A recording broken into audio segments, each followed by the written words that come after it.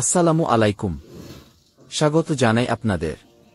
আজ আমরা আলোচনা করব কিভাবে শেনকর ব্যবহার করে আলুর জমিতে আগাছা নিয়ন্ত্রণ করা যায়। সঠিক পদ্ধতিতে শেনকর প্রয়োগ করলে আপনার ফসল হবে আগাছামুক্ত এবং উৎপাদন হবে অধিক। ভিডিওটি পুরোটা দেখুন এবং জেনে নিন গুরুত্বপূর্ণ টিপস। পরিচিতি ও প্রস্তুতি। শেনকর একটি কার্যকর আগাছানাশক যা আলুর জমির আগাছা গজানো রোধ করে।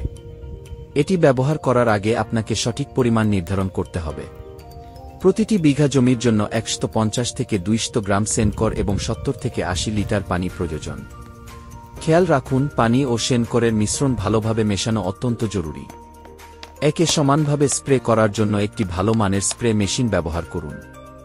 সঠিক প্রয়োগের সময়। শেনকর প্রয়োগের সবচেয়ে ভালো সময় হল বীজ বপনের 2 থেকে 3 দিনের মধ্যে।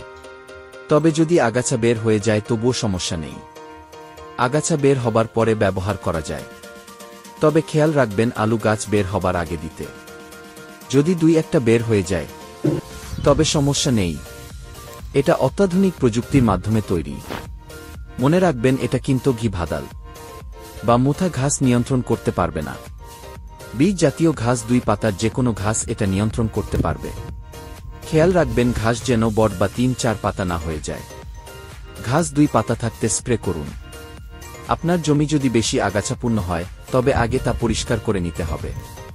মনে রাখবেন, আলুর চারা বের হয়ে গেলে শেনকর ব্যবহার করা যাবে না, কারণ এটি গাছের ক্ষতি করতে পারে। সতর্কতা ও নিরাপত্তা। শেনকর ব্যবহারের সময় কিছু বিষয় মাথায় রাখা অত্যন্ত জরুরি। এটি প্রয়োগের সময় গ্লাভস এবং মাস্ক পরা বাধ্যতামূলক। স্প্রে করার সময় বৃষ্টি আসার সম্ভাবনা থাকলে কাজটি স্থগিত করুন। শেনকর একটি রাসায়নিক পদার্থ, তাই এর সংস্পর্শে আসা থেকে বিরত থাকুন। জমিতে স্প্রে করার পর 2-4 ঘন্টা জমিতে প্রবেশ করবেন না। উপসংহার: শেনকর সঠিকভাবে ব্যবহার করলে আলুর জমিতে আগাছার সমস্যা অনেকটাই কমে যায়। এটি ফসলের উৎপাদন বাড়াতে সাহায্য করে। আপনি যদি এই পদ্ধতিটি অনুসরণ করেন তবে আপনার ফসল হবে আরও স্বাস্থ্যকর এবং উৎপাদনশীল। আজকের ভিডিও এখানেই শেষ। আরও নতুন কৃষি পরামর্শ পেতে আমাদের সঙ্গে থাকুন। যদি এই ভিডিওটি আপনার উপকারে আসে তবে লাইক দিন এবং শেয়ার করুন। ধন্যবাদ।